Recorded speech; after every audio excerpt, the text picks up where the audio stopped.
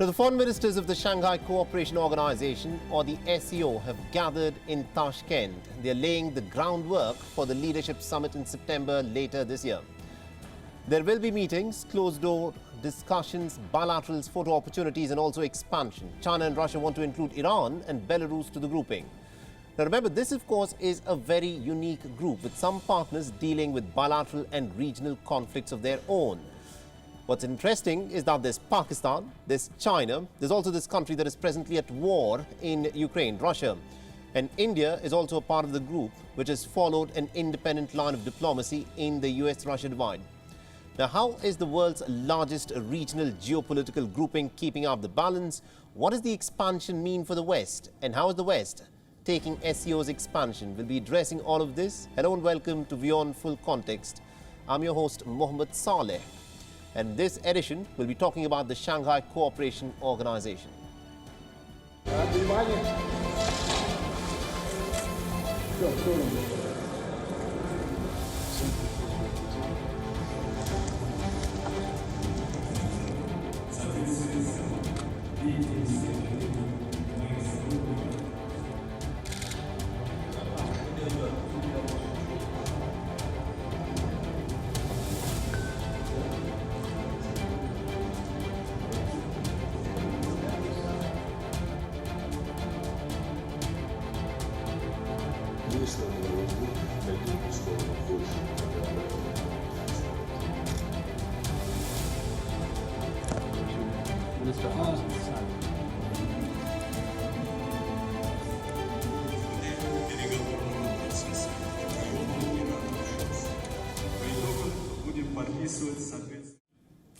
So let's actually first try and understand what the SCO is. This is a Eurasian political, economic and military organization that was founded back in 2001 in Shanghai.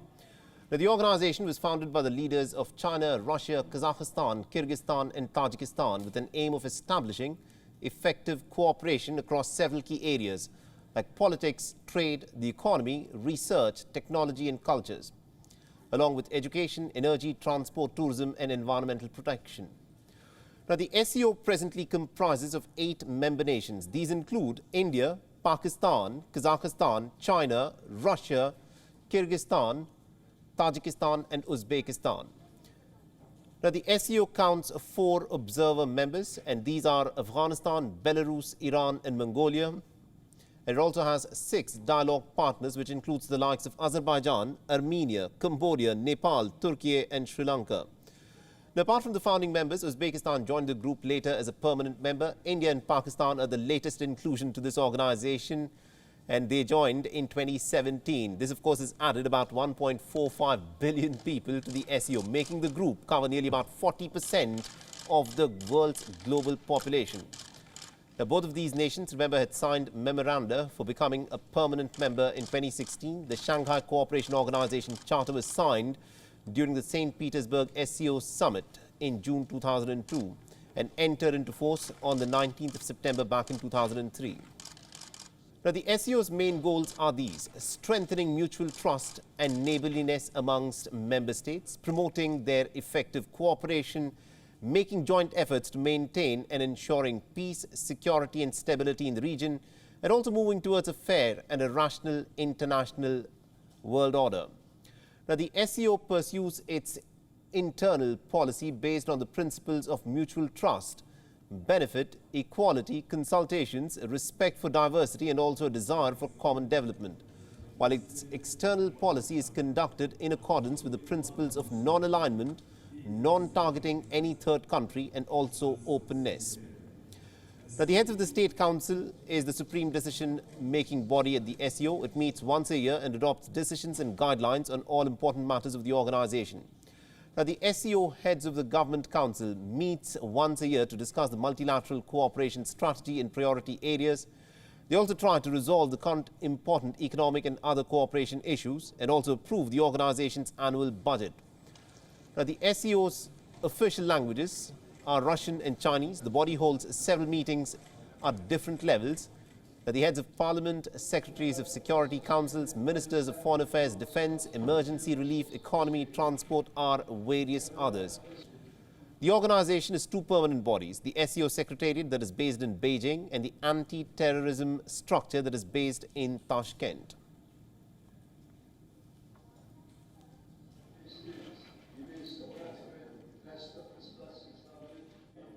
So why are we talking about the Shanghai Cooperation Organization today? Now, the group is looking forward for expansion, and the founding members, China and Russia, want to frame the SCO as a counter to the West. The formal meeting of the foreign ministers of the SCO grouping is currently underway in Uzbekistan's capital, Tashkent, and this is what is presently happening in Tashkent.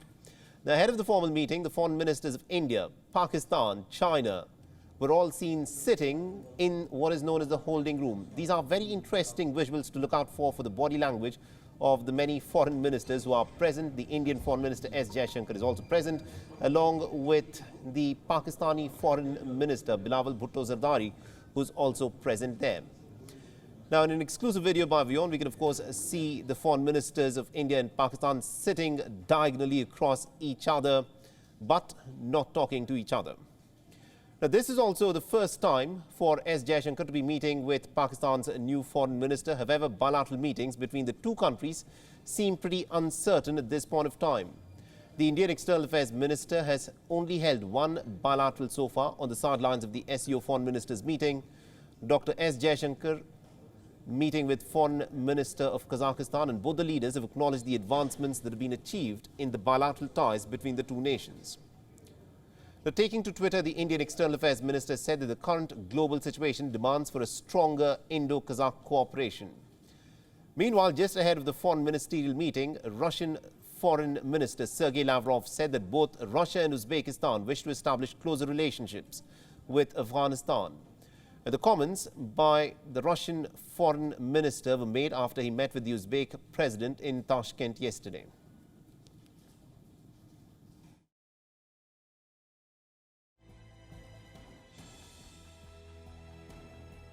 Повестка дня саммита в Самарканде вырисовывается очень солидной, насыщенной, и особо символично, что к Самаркандскому саммиту выстраивается своего рода очередь из желающих вступить в полноправные члены ШОС или присоединиться как наблюдатели и партнеры по диалогу. Но и, безусловно, в контексте всех этих наших дискуссий Афганистан занимает особое место. And also the two-day foreign ministerial meeting, which commenced on the 28th of July, will set the stage for the September summit, where the leaders of the 8 member nations, that is China, India, Kazakhstan, Kyrgyzstan, Russia, Pakistan, Tajikistan and Uzbekistan, will hold discussions on a whole host of different issues. So this is what is presently happening in Tashkent. This, remember, is a very important group, the Shanghai Cooperation Organization. It has got 8 members at this point of time, and you can look at the foreign ministers of the different member nations of the SCO there. S. Jaishankar, the Indian foreign minister, also seated and having a conversation with 2 other foreign ministers.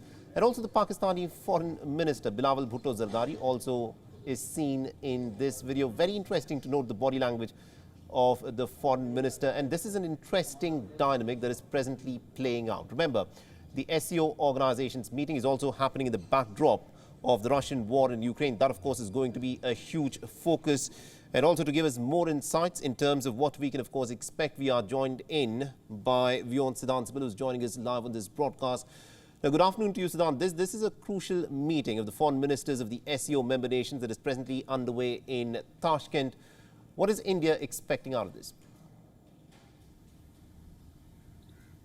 Well, the Indian External Affairs Minister Dr. S. Jaishankar is representing India, and he spoke earlier today at the plenary session where he emphasized first on India's support to Afghanistan. Now, Afghanistan, of course, is not the member of the grouping, but the threat emanating from Afghanistan is a worry to all member countries, given that most of them share border with Afghanistan. India, of course, highlighted that how India has been providing support to the Afghan people in terms of wheat, in terms of vaccines.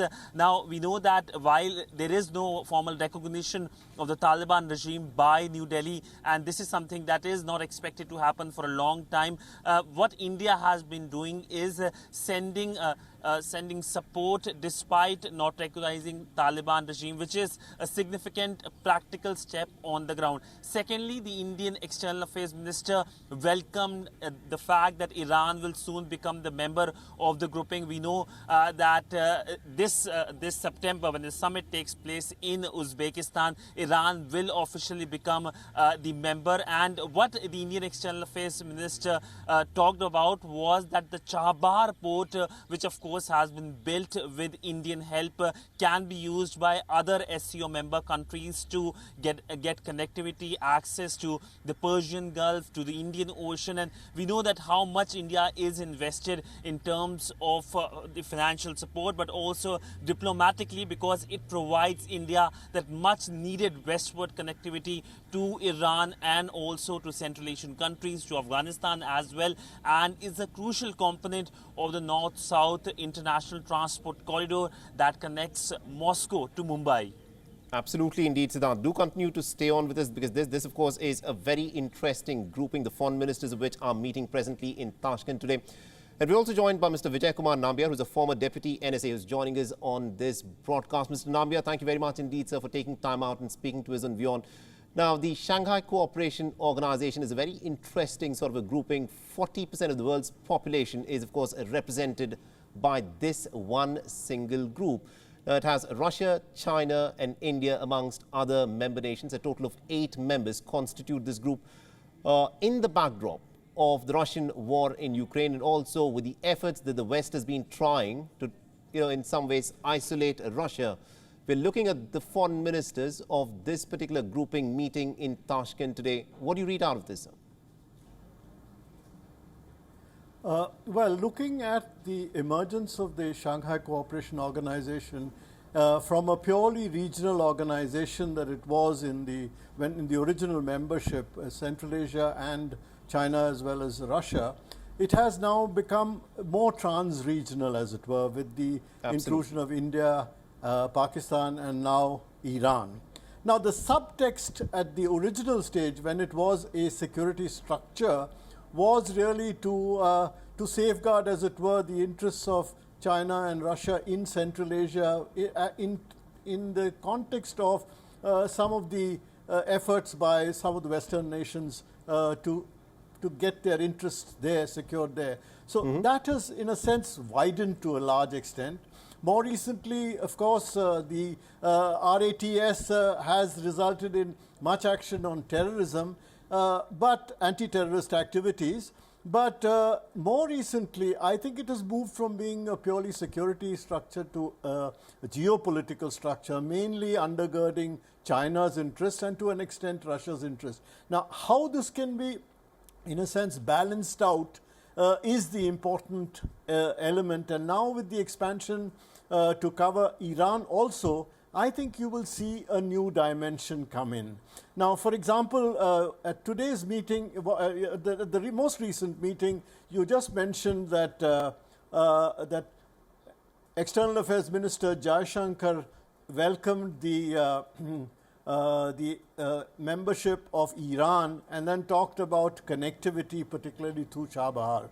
Now, the 3 major themes of this forthcoming summit, which has been identified by the Secretary of the SCO, the Secretary General of the SCO, Ambassador Jiang Ming, was actually connectivity, high efficiency transport corridors, and local currency settlements. That's what he mentioned, basically. Now, this particular, obviously, when they talk about connectivity, the elephant in the room is, of course, the BRI and the various initiatives which China has actually initiated across Central Asia. But there is an important, at least a corollary to that, and that is the Indian proposal for connectivity through Chabahar. And I think Iran will be an important aspect of this development. It will, of course, be, in a sense, one additional route. Of course, the CPEC is an important route which the Chinese and Pakistan will be thinking about. But I think it offers some options. All right, that's interesting the way you've put it. We'll, of course, discuss that a bit further. Ms. Namibia, do stay on with us. Meanwhile, my colleague Siddhant Sibil is still standing by. Siddhant, this is an interesting meeting of the foreign ministers of the SCO nations. Now, the Indian and the Pakistani foreign minister were seated in the same room, in the holding room, as we begin to understand. Do we expect any meeting between Indian Foreign Minister S. Jaishankar and also the Pakistani Foreign Minister Bilawal Bhutto Zardari today? Well, if you look at structured meeting between India and Pakistan, it hasn't happened for years. It's not going to happen today as well. We saw the visuals not only from the holding room, but also during that meeting with the president of Uzbekistan. The Indian and the Pakistani foreign ministers were seated together. But that doesn't mean any kind of conversation is going to happen, given that India's long-standing stance when it comes to dealing with Pakistan is that Pakistan needs to take action, concerted action, on the issue of terrorism, especially terror groups on its territory. And if we look at the Pakistani standpoint as well, Pakistan as of now doesn't gain anything when it comes to conversation with India, because we know that Pakistan goes to elections later this year, and the ruling party there, of course, faces a lot of resistance when it comes to Imran Khan. So any kind of meeting, a chat perhaps might not go well back home domestically for the Pakistani ruling dispensation, and that is why it looks like that the Pakistanis will also not be keen to have any kind of major conversation. So this meeting, any kind of structured meeting, is not going to happen on the sidelines of the SCO foreign ministers meeting. All right, interesting. Siddhant, do continue to stay on with this, because we want to talk to you a bit more in terms of the expansion of the SCO that we are looking at. But before that, Mr. Nambiar, you know, the question that a lot of people would, of course, ask, looking at the structure of the SCO, is this a grouping that is going to be dominated by Beijing? I think it started off under the initiative of Beijing. It was called the Shanghai Five earlier, and it was actually intended to actually meet some of the major security concerns of China. As it has expanded, of course, it has included countries like India and Pakistan, and now Iran. I'm sure that that expansion will, in a sense, broaden the scope of both the players and the influence that these players will exercise on each other, the interactions. I think, in a sense, it will still remain largely dominated by China, but the Indian attempt to in a sense, pluralize this particular organization, I think will serve a major purpose. And in that sense, it will put on hold, or at least on test, as it were, the various claims that have been made by the Shanghai Cooperation Organization, that it is not directed against anybody. It is not an anti-Western kind of organization. And I think, in that sense, the presence of India will, in fact, serve to balance out that, at the same time seeking to give an authentic, non-aligned kind of perspective to this grouping. I think that's very well put there. Do continue to stay on with us, Mr. Nambiar, because we've got a lot to talk about in terms of, you know, what happens once this group expands further, because that is one of the most crucial aspects of the agenda of this year's meeting, which is the expansion of the SCO. China and Russia want to include Iran and Belarus to this organization. Now, according to reports that have come in, Iran's accession to full membership of the Eurasia-spanning organization will be finalized by April 2023.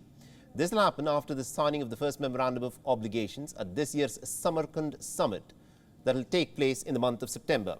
Iran will officially become the 9th member of the SCO. Its accession process began last year, while Belarus has also begun the membership process. So what's the significance of this round of expansion? Well, increase in international influence. An expanded membership will confer greater legitimacy on the SCO and will also yield security and economic benefits for its members. It already has almost half of the world's population, and the GDP of its member states accounts for nearly about a quarter of the global output. An expansion in the membership will only increase the influence both politically and also economically. Now, secondly, the founding members, namely Russia and China, are looking to frame the expansion as a counter to the West. The Secretary General of the SCO Secretariat, Zhang Ming, has made it quite clear in a press conference this month And he believes that the SCO is more sustainable than NATO because of its non-alignment, and also the inclusion of Iran will further intensify the dynamic. NATO has claimed more than once that it will not push beyond its self-imposed geographical restrictions. It's an expression that I've heard the most and a promise made to me repeatedly from NATO during my time in Brussels. During the recent summit in Madrid, NATO approved a new strategic concept document which even treats member states of the Shanghai Cooperation Organization far away in Asia-Pacific region as a systemic challenge and an opponent. With such behaviors, it's difficult to interpret NATO as a defensive organization as it claims to be, and it provides nothing constructive for global peace and security. Now, Iran's permanent membership has come at a time when the region is caught in a geopolitical churn. Iran conjoins all the regions, Central Asia, West Asia, South Asia, Russia, and also China, linking them together. In all of this, Iran has become the puzzle piece to complete the picture of the SCO forum. Iran could, of course, become an important trading partner with the member nations. Geographically, it is the only nation that abuts both the Persian Gulf and the Caspian Sea, and further connects with the countries of Central Asia and the Caucasus. Now, despite all these considerable advantages, the continued US sanctions still pose a big challenge for Iran. Now, these sanctions still form a significant barrier that prevents Iran from expanding its trade relations, even with its eastern neighbors. Although Iran's strategic partnership with China and Russia, the two major players in the SCO, is noteworthy, however, the extent of these partnerships will be defined by their own interests in the West Asian region. Now, Siddhant, this is an interesting development, especially for Tehran, because Tehran at this point of time is also engaged in negotiations with the West over the Iranian nuclear deal. America has been trying to play hardball with Iran, but inclusion of Iran in the SCO, this will of course strengthen Iran's standing internationally, and also to a certain extent may blunt the strategy of maximum pressure that the United States has used against Iran.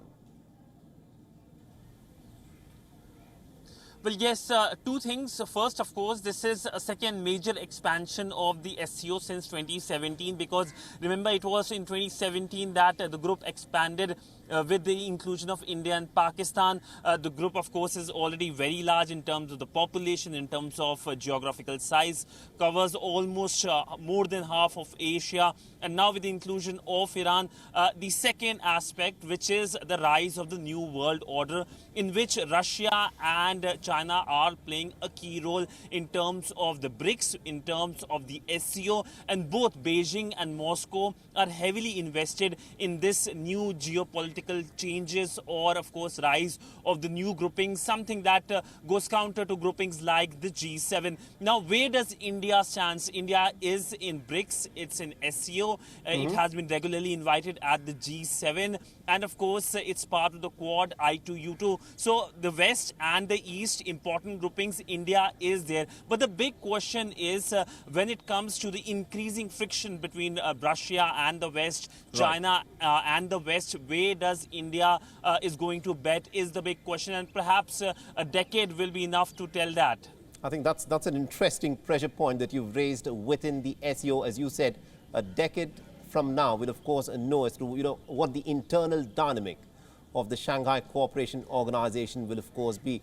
Mr. Namibia, I want to give you the last word on this. Now, the rules-based order, as we see today, that was established in the aftermath of the Second World War, with the United States as the sole, superpower that emerged post the Cold War. The fact is, with the rise of the SCO, this group is expected to get stronger, and this, in some ways, is rewriting the world order as we see and understand right now. How do you see the United States, of course, reacting to the rise of the SCO? Well, let me say that the rule-based order is not the monopoly of any one region. A rule-based order is something that has to make the behavior of states predictable. Within the rule-based order, you had in 2003, etc., the actions of the United States in Iraq, or even the actions in Syria have not exactly been rule-based. So in that sense, I think what we are looking for is a system where there is some predictability and there are certain rules. And I think that can emerge as much from other parts of the world as from the West. And I think that is what our External Affairs Minister has been saying also. And he has stressed the role which India can play in a plurilateral context by accessing and working within organizations like the SCO, so that also doesn't become predictably one-sided. I think that is what we need to avoid. And I think with the entry of a country like Iran, of course things will be a little more difficult with the West. There are suspicions in any case as between China and the United States. There will be further suspicions in terms of the presence of Iran in this group. But I think these are things which the world will have to accommodate and will have to live with. And I think India will probably, by using its position as a swing state, be able to straddle all these organizations, I think. And we have seen, even in our presence in the BRICS summit, we've been able to work out a certain modus vivendi and at the same time maintain our interests. I think that's very well put. So this of course is what India has been following as a part of its strategic autonomy, and that exactly is what India will pursue even within the Shanghai Cooperation Organization as well.